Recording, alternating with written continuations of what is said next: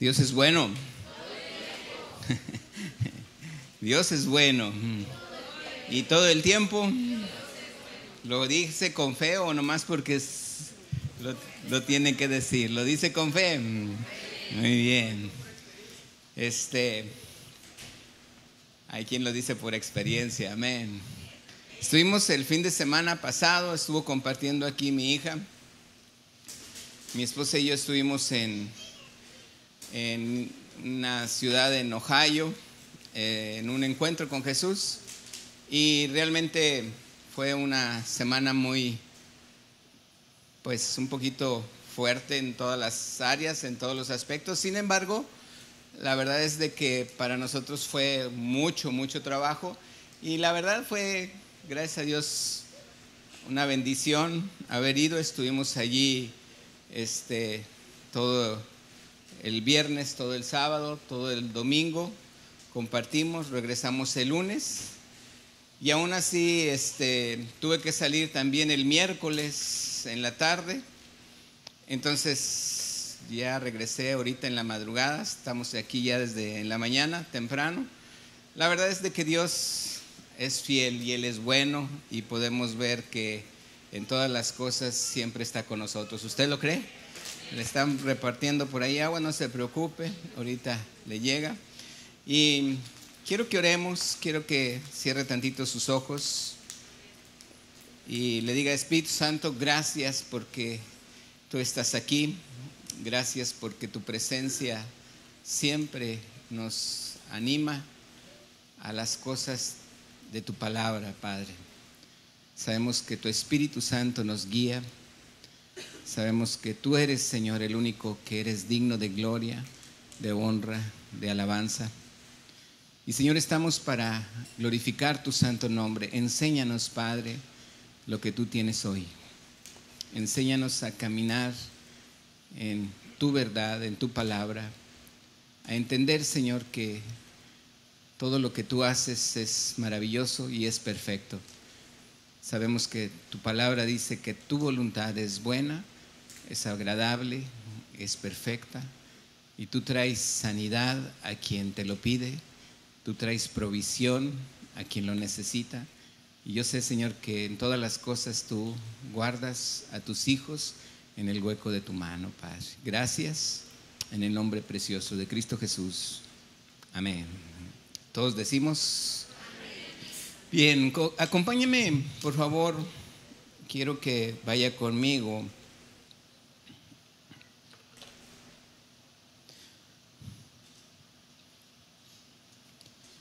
en 2 Timoteo capítulo 3. Vamos a leer el versículo 1. Y vamos a leer desde el versículo 1 al versículo 5. Dice la Escritura, también, léalo conmigo, que dice: también debes saber esto, que en los postreros días, ¿qué? Vendrán tiempos, ¿cómo dice? Peligrosos. Y cualquiera pudiera pensar que es algo que son cosas que se vivieron en aquel tiempo, pero aquí me dice que en los postreros tiempos, está hablando de estos tiempos, de los tiempos que son al final. Dice: porque habrá hombres amadores de sí mismos, dice, avaros, vanagloriosos, soberbios, blasfemos, desobedientes a los padres, ingratos, impíos, dice, sin afecto natural, implacables, calumniadores, intemperantes, dice, crueles, y dice también aborrecedores de lo bueno, dice, traidores, impetuosos, infatuados, amadores de los deleites, dice, más que de Dios. Pero el versículo 5 es el que quiero que hagamos un poquito de énfasis, donde dice la palabra, léalo conmigo, ¿qué dice? Que tendrán apariencia de piedad, pero negarán la eficacia de ella. Y luego dice: a estos evita. En otra traducción se los voy a leer, donde dice: parecerán ser muy religiosos. Dice, pero con su manera de vivir demostrarán que en realidad rechazan servir a Dios. Dice, teniendo apariencia de piedad, pero negarán la eficacia. Cuando habla de eficacia, me habla de algo que es eficaz. Y para ellos será de una manera en la que no, dice la Escritura, tendrán apariencia de piedad, pero negarán la eficacia de la piedad. Y la piedad se ve reflejada en Mateo capítulo 5. Mateo capítulo 5 habla del Sermón del Monte. Es el primer sermón que Jesús da en un lugar donde mucha gente lo empieza a escuchar y le llama el monte de las bienaventuranzas, por así decirlo. Y dice, bienaventurado el hombre que llora porque recibirá consolación. Y habla de muchas bienaventuranzas. Todas las bienaventuranzas que están dichas o escritas ahí, eso se refiere a la piedad. Entonces imagínense lo que Jesús estaba diciendo en el monte del Sermón del Monte. Era un mensaje que Jesús traía a mucha gente que sabía que había gente que abusaban de él. Pero dice, bienaventurados los mansos, porque de ellos es el reino de los cielos. También decía, bienaventurados los pobres en espíritu, porque ellos recibirán la tierra por heredad. Era cada una de las palabras. Yo creo que había alguien que se identificaba y decía, ese soy yo. Y cuando esa persona se identificara en lo que él estaba hablando, Jesús le estaba diciendo, no te preocupes, todo está bien. ¿Cómo pensar que todo está bien cuando alrededor yo puedo ver que hay muchas situaciones difíciles? Bueno, este versículo me dice, Pablo le escribe a Timoteo y le dice, en los postreros días vendrán tiempos peligrosos. Y no está hablando de armas de guerra, no está hablando está hablando del carácter en el ser humano. Está hablando de formas de vida en la que se separan de muchos valores simplemente humanos, porque dice, no tendrán afecto natural, dice que serán crueles y dice que serán aborrecedores de lo bueno. El punto aquí es que Dios me mostraba en este tiempo cuántas veces nosotros no nos topamos con gente que a veces tú piensas que estás haciéndole algún bien y todavía se enoja o todavía se molesta o todavía te dice algo y tú dices, si lo que traté fue de ayudarte, y aún así se enoja conmigo. Entonces, hay muchas veces que uno detiene el querer bendecir a otro por no lastimarse a sí mismo, por no volverte a herir a ti mismo. Imagínate que yo le ayudo a una persona y finalmente esa persona me demanda. Y digo yo, wow, por más que le ayudé, ahora él me demandó, ¿verdad? ¿Por qué me demandó? Pues porque a lo mejor no le ayudé como él quería. Entonces, aquí el punto es que yo me pongo a pensar en eso y digo yo, Señor, ¿cómo debemos de actuar? Porque tu palabra dice que yo debo de creer en el poder de la piedad. Repite conmigo, debo de creer en el poder de la piedad. El punto es, a veces nos confundimos con la piedad y no sabemos muchas veces la palabra, el significado de piedad, pero si tú te vas a Mateo capítulo 5, ahí vas a ver todo lo que es la piedad. Incluso dice la Escritura, si alguien te pide que vayas con él 1 milla, dice, ve con él 2. Eso es piedad. Si alguien te da una cachetada en una mejilla, ofrécele la otra. Eso es piedad.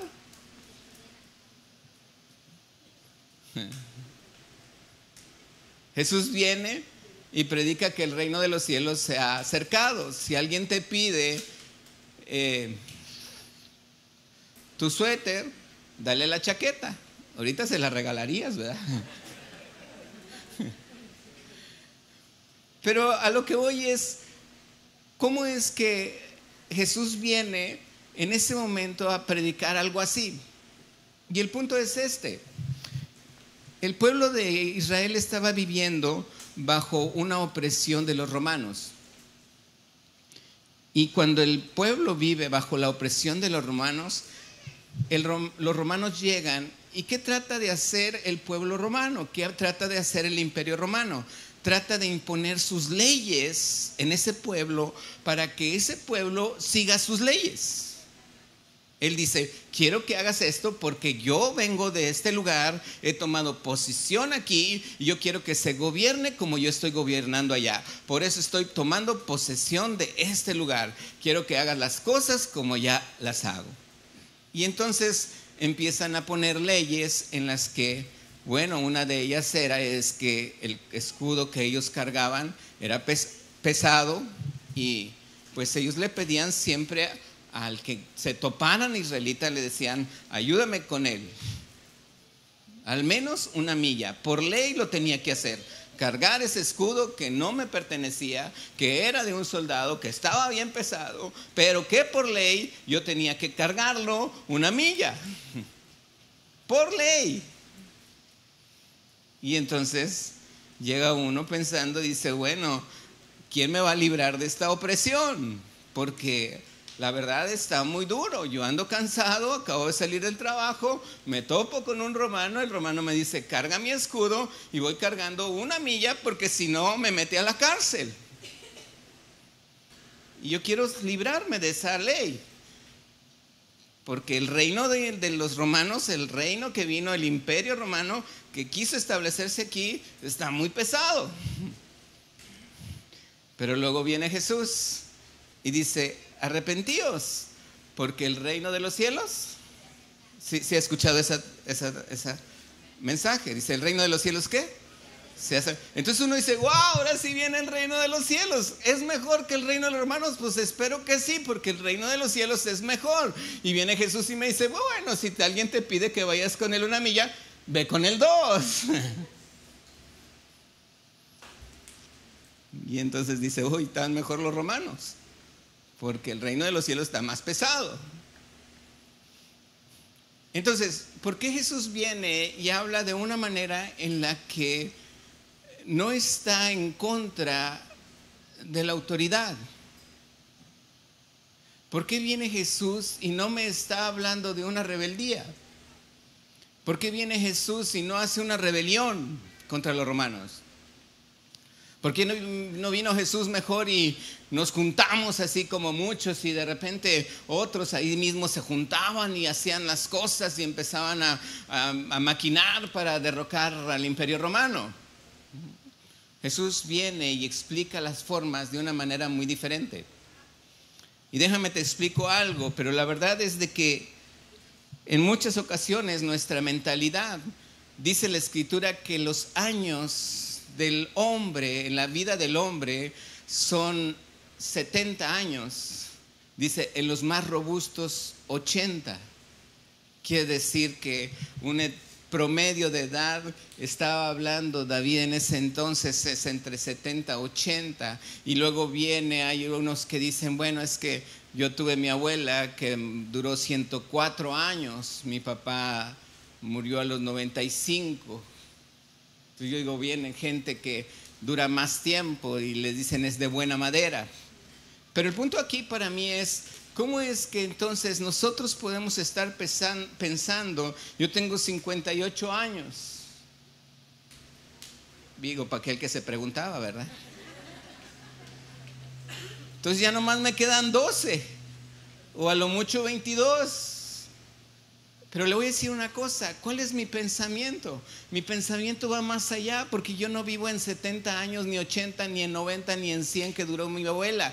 Yo vivo en un reino de Dios que voy a vivir toda la vida. Porque para mí la vida de aquí, ¿sabe qué es? Pasajera. Y yo creo que en muchas ocasiones usted y yo, estando en esta vida, estamos, como luego alguien me decía, a veces nos estamos ahogando en un vaso de agua. Vemos los problemas, vemos las situaciones, vemos las broncas, vemos lo que está así. Y yo le quiero pensar así, que si yo estoy allí adentro, voy a poner la tapa. Esta etapa es mi vida y a veces me estoy ahogando en un vaso de agua. El punto es que adentro del vaso de agua está mi vida. 70, 80, 90, 100 años, no sé cuánto dure. Pero le voy a decir una cosa, esto, voy a meter mi dedo, ya no voy a volver a tomar el agua, aunque es mío, ¿verdad? Pensamos en esto como si fuera muy grande. Cuando déjeme le digo algo, esta es nuestra vida y la eternidad es todo esto. ¿En qué está preocupado? ¿En esto? Yo entiendo algo. La Biblia lo dice, lea Eclesiastés. Hay un rey que dice el mismo Salomón y se compara a sí mismo y dice, es mejor aquel muchacho pobre y entendido, dice, que el rey que no oye consejos. Imagínense. ¿En qué se dio cuenta Salomón? ¿Por qué Salomón pidió tanta sabiduría y Dios le entregó sabiduría? Le dio riquezas, le dio honra, le dio, por cuanto no me pediste riqueza, yo te las voy a entregar. Le dio tantas cosas y de repente Salomón tenía tanto. Para mí pensar, esa parte que escribe Salomón, donde él dice, es mejor un muchacho pobre y entendido que un rey que sabe mucho, pero que ya no quiere escuchar. El mismo Salomón escribe esto y él mismo dice, yo creo que es mejor ese muchacho que yo. ¿Por qué? Porque él tenía mucha razón en muchas cosas y era muy sabio. Sin embargo, él ya no quería escuchar. Y eso es el problema que comúnmente los pastores nos topamos en cualquier iglesia. Que muchas veces la gente lo que quiere oír, lo que quiere escuchar, es algo que a él le llame la atención, pero no lo que él me quiere decir. Y esa es una lucha que yo puedo comprender y puedo entender, porque en muchas ocasiones Isidro predicaba. Yo soy ingeniero de sistemas, trabajé 13 años para General Motors, aprendí muchas cosas en General Motors, me enseñaron muchas cosas, aprendí disciplina, aprendí cómo hacer una reunión, aprendí cómo llevar a cabo un proyecto, aprendí cómo terminarlo, qué hacer, qué no hacer, todo eso lo aprendí. Y sin embargo llego a la iglesia y yo escucho al pastor y escucho tantas cosas que él dice en la Biblia que yo podía decir desde allá adentro, es que eso así no se hace, pastor.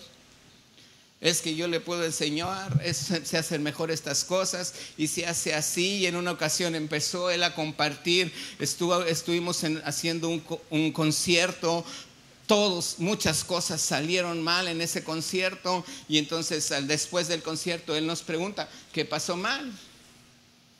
¿Qué sucedió mal?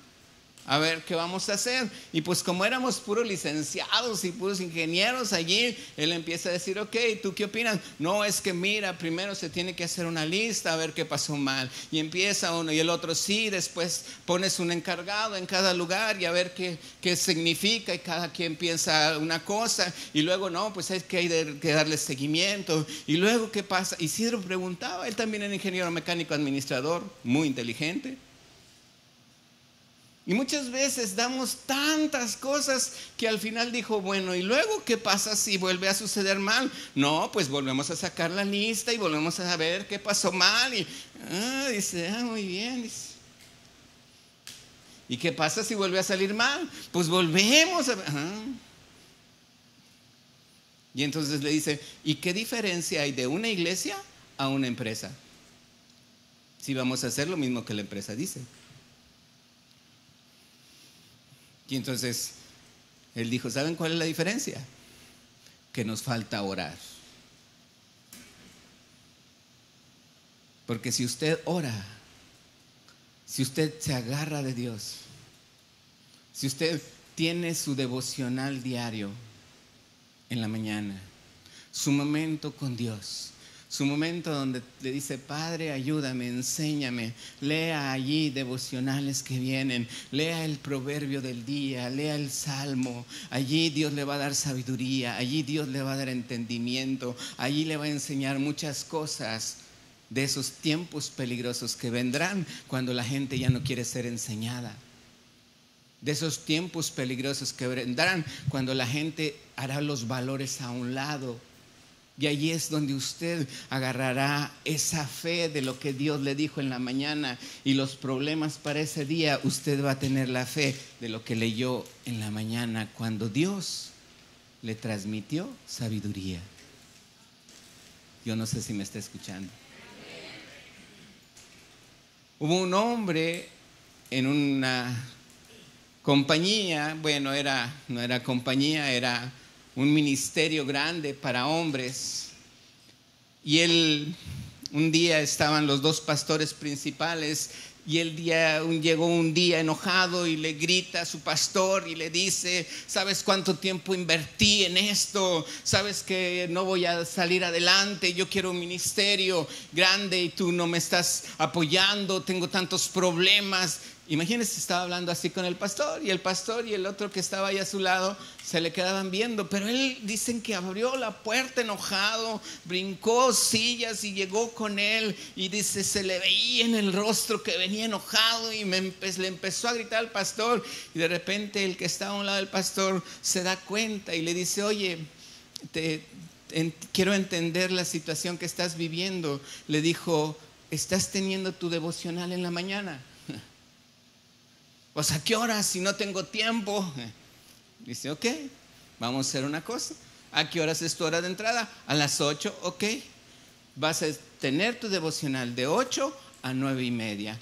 No vas a trabajar, te lo vamos a pagar como si estuvieras trabajando. 1:30, tu devocional en tu oficina. No vas a trabajar, vas a leer tu devocional, vas a tener el devocional y así vas a tener tiempo para lo que tú quieres hacer. Total, dice que pasan como 2 semanas, 3 semanas.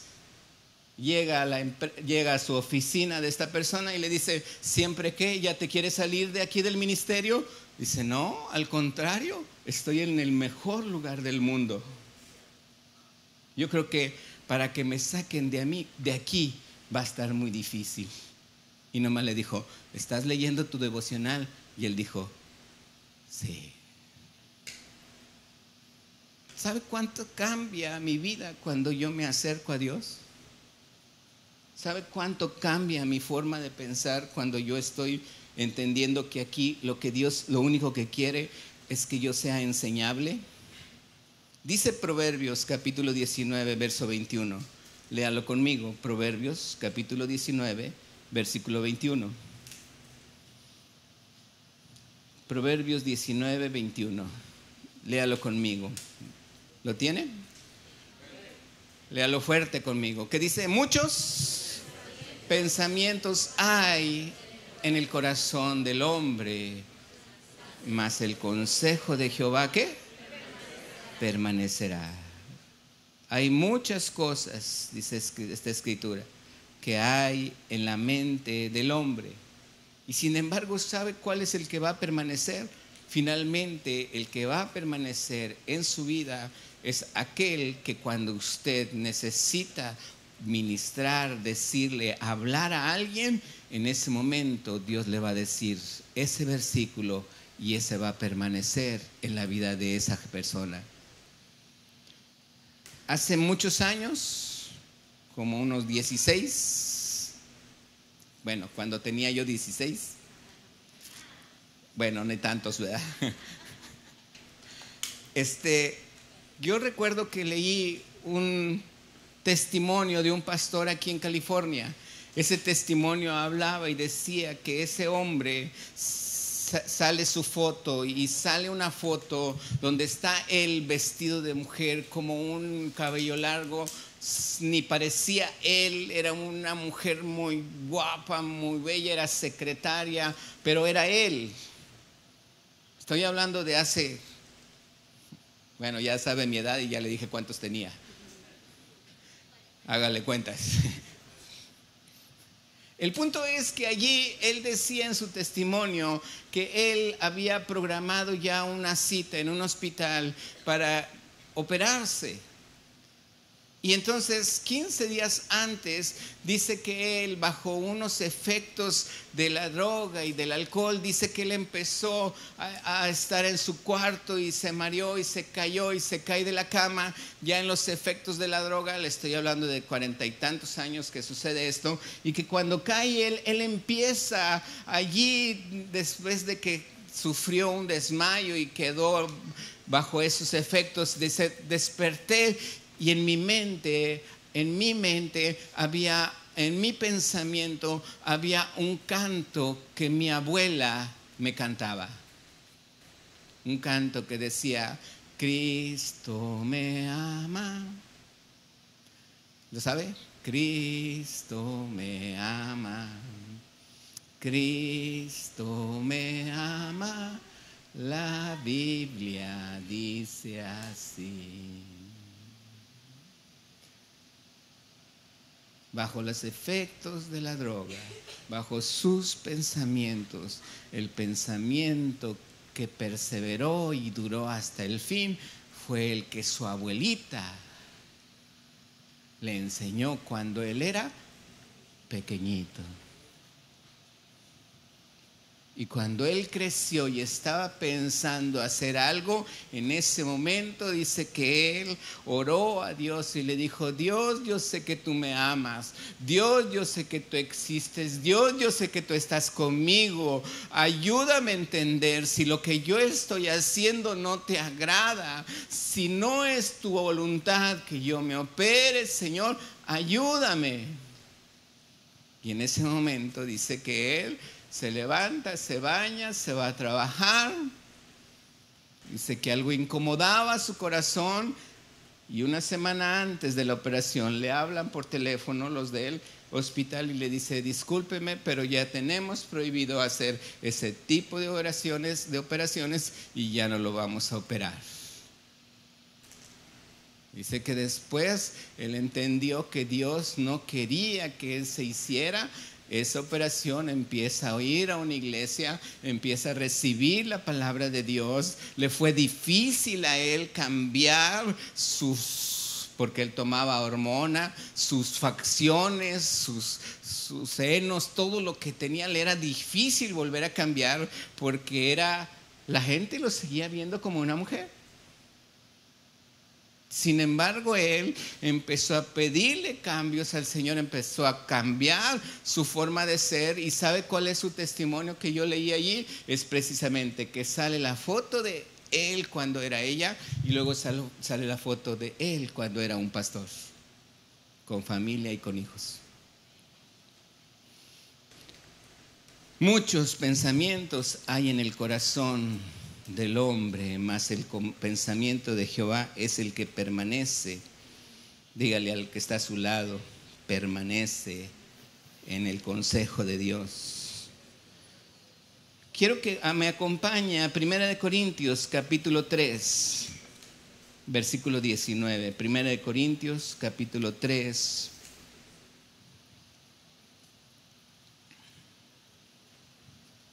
versículo 19. Y vamos a leer dos versículos, el 19 y el 20. Léalo conmigo. Porque la sabiduría de este mundo es ¿qué? Insensatez. Otra traducción dice, es necedad la sabiduría de este mundo. Aquí dice insensatez para con Dios, pues escrito está, Él prende a los sabios en la astucia de ellos. Otra traducción dice, Dios atrapa a los sabios en la propia ingeniosidad de ellos. Dice, Él prende a los sabios en la astucia de ellos. Dice que Dios hace algo con aquella gente que trata de manipular lo que Dios ya habló, que trata de manipular las cosas como Dios las dice, las trata de hacer de otra manera para que te alejen de Dios. Hace 15 días veíamos esa ministración, hace 3 semanas ya veíamos esa ministración, que cuando Adán y Eva comen del fruto prohibido y se tapan, quiere decir que ellos se sentían indignos de estar cerca de Dios. Sin embargo, estar cerca de Dios y en la presencia de Dios, yo me puedo ver, sin embargo, en una forma tan transparente, porque dice que al principio, antes de que comieran del fruto del bien y del mal, dice la Escritura que ellos estaban desnudos delante de Dios y no se avergonzaban.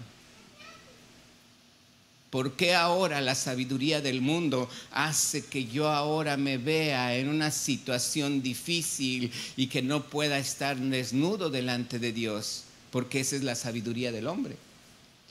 Entonces, aquí quiero compartirle algo. Dice aquí, dice la palabra, Él prende a los sabios en la astucia de ellos. La pregunta es, ¿qué es astucia? Un sinónimo de astucia. ¿Quién me ayuda? Un sinónimo de astucia. ¿Sí están aquí todavía? ¿O ya se fueron? Café caliente, para el calor. Astucia. ¿Qué es astucia? Otra traducción dice destreza. Otra traducción dice es una destreza en un sentido malo. Dice, es un engaño o sofisma, es una artimaña, es una sutileza. Y entonces aquí es donde, aquí ya voy a entrar y decirles solamente lo que Dios mostraba en mi corazón, el poderle explicar en este tiempo. Vienen tiempos difíciles, dice la palabra, peligrosos. Vienen tiempos donde habrá personas amadoras de sí mismo, personas sin afecto natural. Vienen momentos donde hay cosas que el mundo estará viviendo. Sin embargo, usted y yo tenemos que ser una luz en medio de la oscuridad, así lo dice la palabra. ¿Está aquí? Si hay una luz en mi vida, yo tengo que entender. Y ahí es donde usted y yo debemos de comprender que hay cosas que el diablo va a ser astuto. Y la palabra dice, quiero que me acompañe, por favor.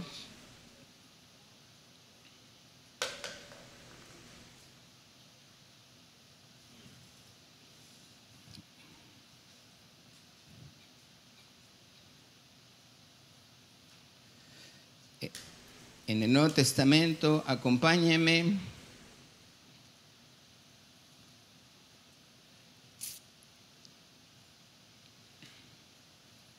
Oh, se me perdió, perdón.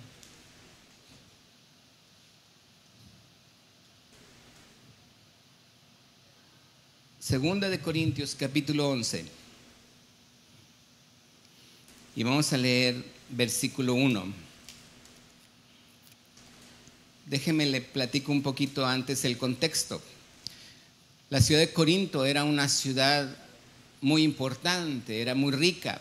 La ciudad de Corinto era una ciudad que tenía mucho para ofrecer. Mucha gente iba a Corinto a deschongarse. Era, aparte de que tenía muchas cosas, era próspera, también tenía muchas cosas para pecar.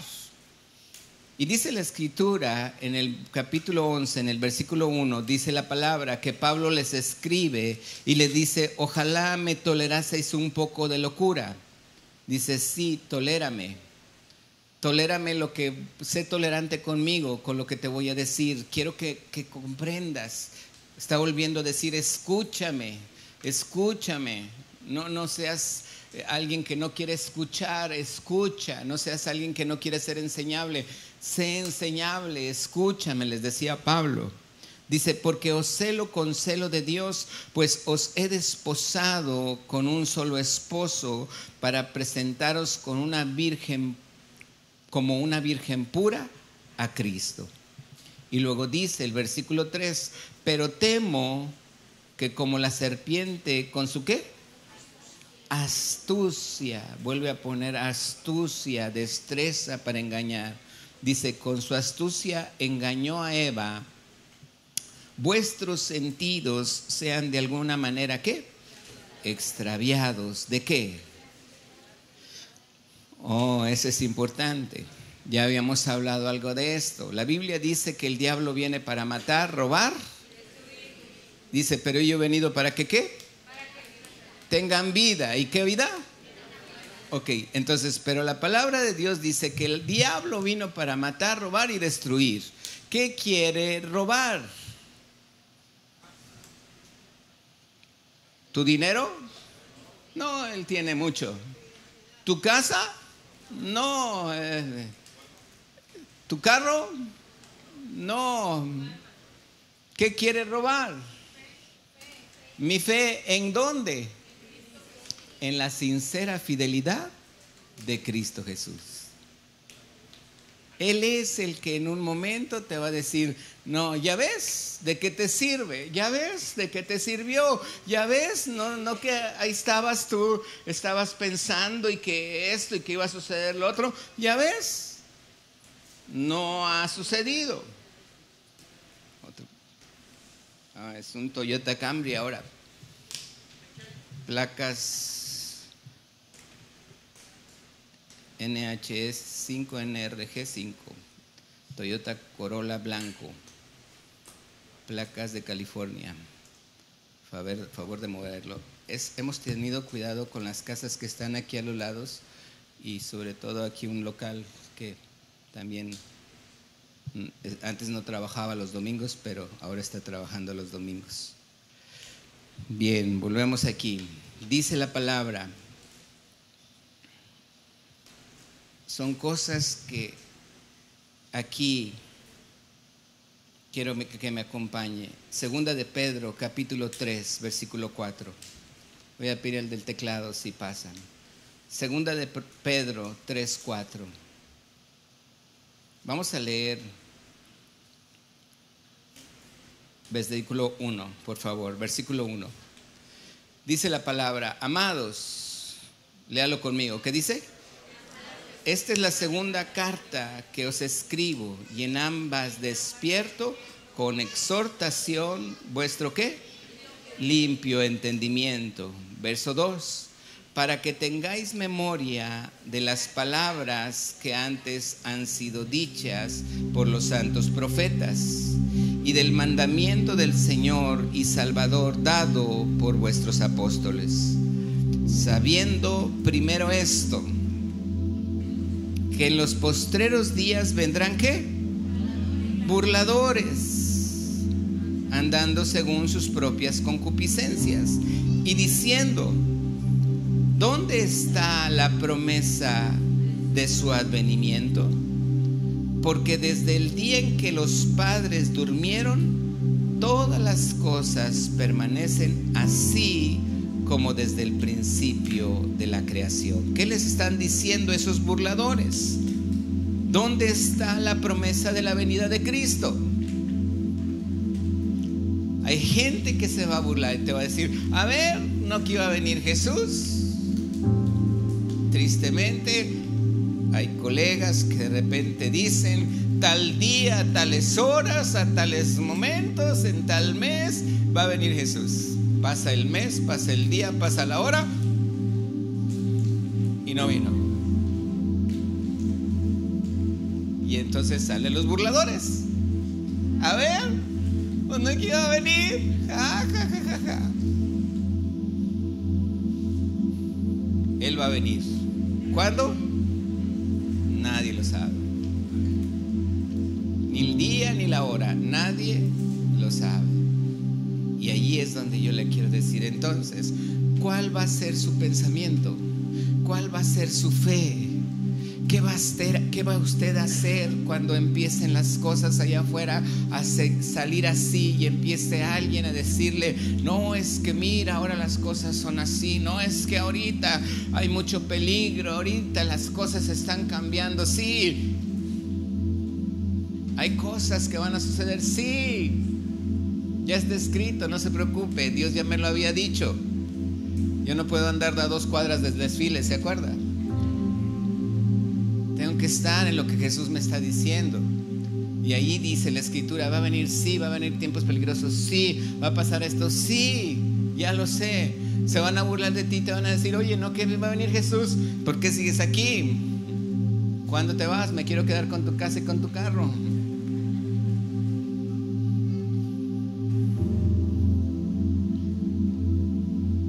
Yo no entiendo algo más que una cosa.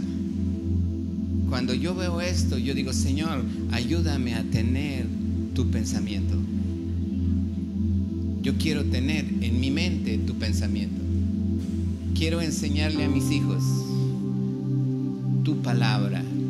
Quiero enseñarle a mis hijos lo que tú dices en tu palabra. Quiero que a mí me vaya bien. ¿Sabe que Dios dice que a usted le va a ir bien? ¿Sabe que dice que Él estará contigo todos los días de su vida? ¿Sabe que Él dice que a usted y a mí no nos dejará caer en la ira cuando venga la ira de Dios? Al menos lo sabían, pero yo sí lo sé. Así es que también puede decir amén. Cuando venga la ira de Dios, usted y yo, Dios nos va a guardar de esa ira.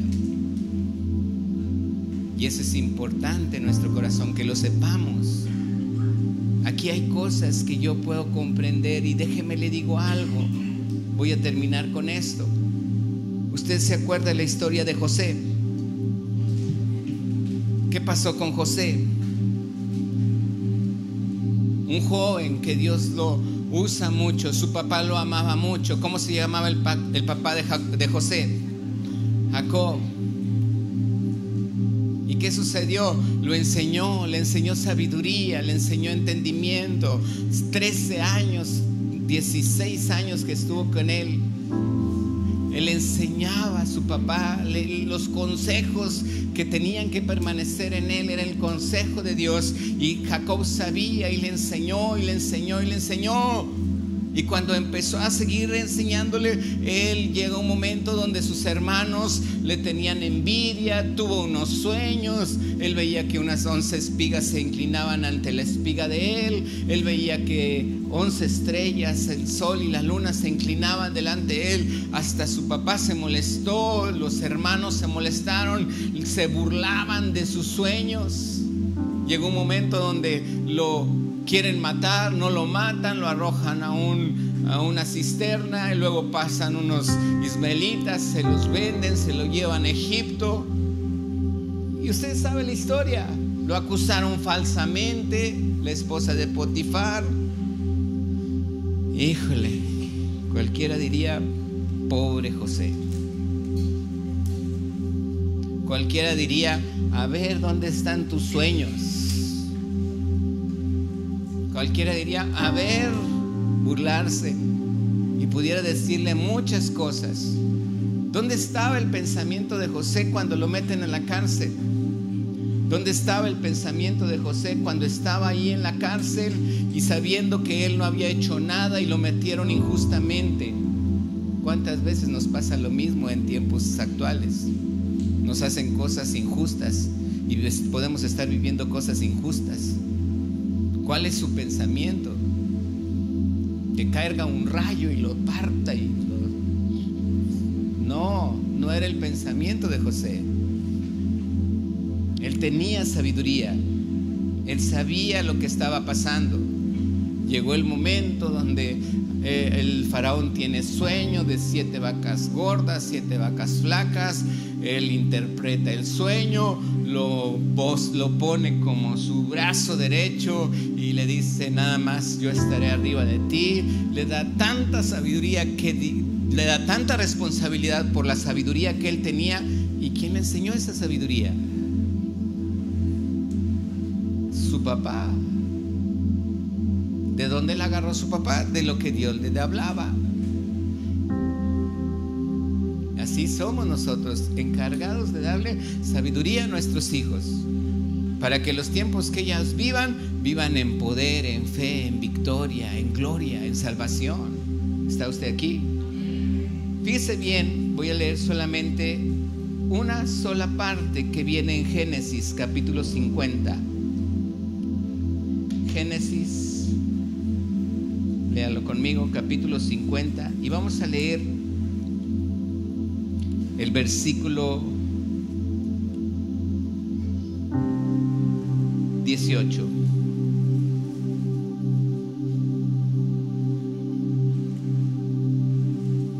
Bueno, vamos a leer desde el versículo 16.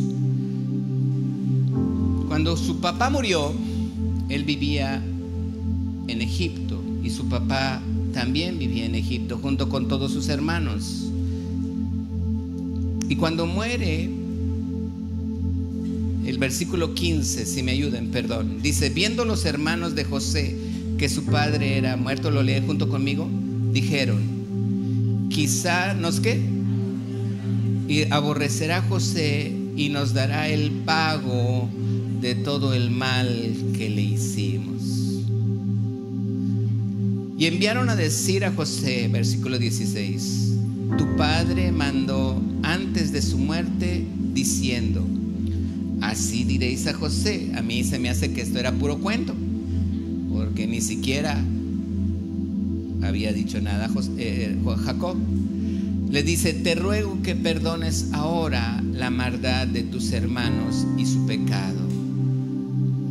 ¿Por qué qué? Ahora en la actualidad dice: te trataron mal. O, ¿cómo dicen más? Te maltrataron, ¿verdad que sí? Dice: mal te trataron. Por tanto, ahora te rogamos, le dicen sus hermanos a José, que perdones la maldad de los siervos de Dios, de tu padre. ¿Y qué dice que hizo José?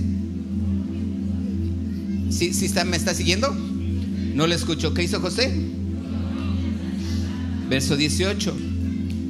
Vinieron también sus hermanos y se postraron delante de él y dijeron: henos aquí por siervos tuyos. Ellos vieron ya la grandeza de José, vieron la sabiduría de José, se postraron, como decía, en sus sueños, vieron todo eso y ellos dijeron: nosotros nos equivocamos, perdónanos, José. Pero el 19, fíjese el pensamiento que perdura en el corazón del hombre que es enseñado por Dios. Dice: respondió José: ¿acaso estoy yo en lugar de Dios? Verso 20: vosotros pensasteis mal contra mí, pero Dios lo encaminó a bien para hacer lo que vemos hoy, para mantener en vida a mucho pueblo. Verso 21: ahora pues, no tengáis miedo, yo sustentaré a vosotros, a vuestros hijos. Así los consoló y les habló al corazón. Qué bonito, ¿verdad?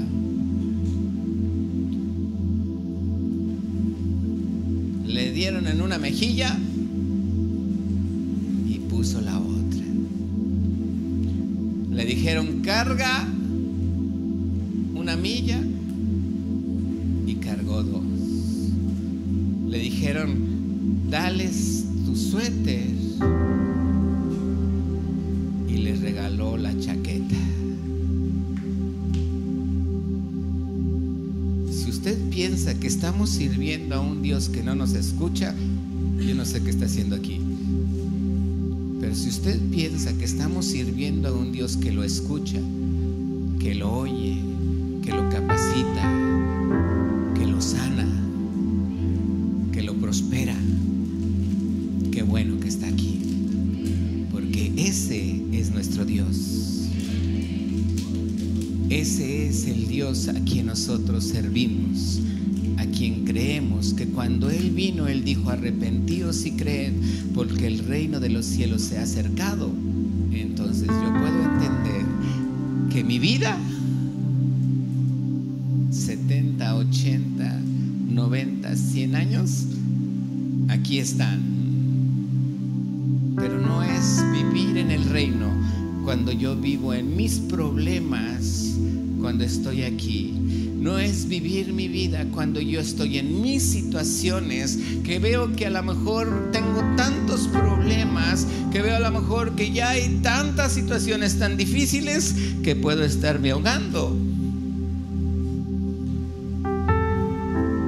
Ahora puedo entender que Dios me ha llamado a cosas tan maravillosas, porque mi vida yo la tengo no aquí, yo la tengo en toda la eternidad, donde Dios quiere que yo, usted y yo estemos reinando con Él. Yo no lo digo, lo dice su palabra. ¿Quién aquí dice que es hijo de Dios? Déjeme lo corrijo. Yo no digo que soy hijo de Dios. Él dijo que yo soy hijo de Dios. Yo no lo digo. Él dijo que yo soy su hijo. Y sabe una cosa, yo le creo. ¿Lo cree? Póngase de pie entonces. Póngase de pie y dígale: gracias, Padre.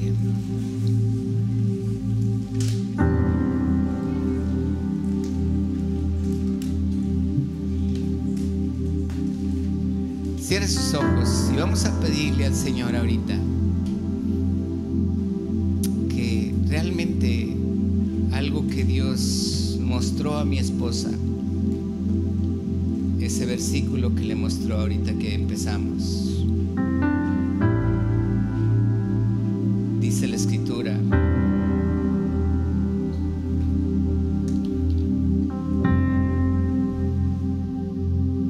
tú guardarás en completa paz a aquel cuyo pensamiento en ti persevera, porque en ti ha confiado. Confiad en Jehová perpetuamente, porque en Jehová el Señor está la fortaleza de los siglos. Dígale al Padre: tú, Señor, dices en tu palabra que tú guardarás mi vida en completa paz cuando mi pensamiento persevera en ti. Tú me has dado, no te escucho, tú me has dado esta confianza, que ahora yo comprendo que tu voluntad soy yo. Todo lo que pasa en mi vida, todo lo que yo hago, lo hago para ti. Por donde quiera que yo me muevo, es porque tu voluntad me mueve. Todo lo que yo tengo es porque tu voluntad me lo dio. Señor Jesús, dile: yo te doy gracias por tu palabra. Dile: ayúdame, Señor, a perseverar en tu palabra. Enséñame cada mañana. Quiero dedicar, tal vez no una hora y media, tal vez 10 minutos, Señor, 5, a tu palabra, tener un devocional, aprender de ti lo que me quieras decir. Ayúdame, Señor, a que cada día de mi afán estar contigo en cada momento. Dame tu sabiduría, Señor, para ese día. Dile: yo quiero ser como María,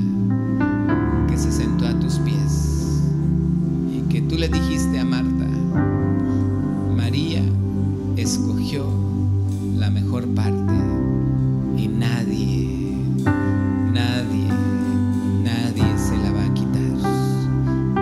María escogió, le dijo Jesús, la mejor parte, y nadie se la podrá quitar.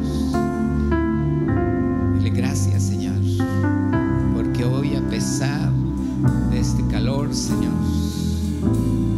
tú nos estás teniendo con esta palabra, con este refrigerio, Señor, entendiendo una sola cosa, que tu fidelidad es para siempre.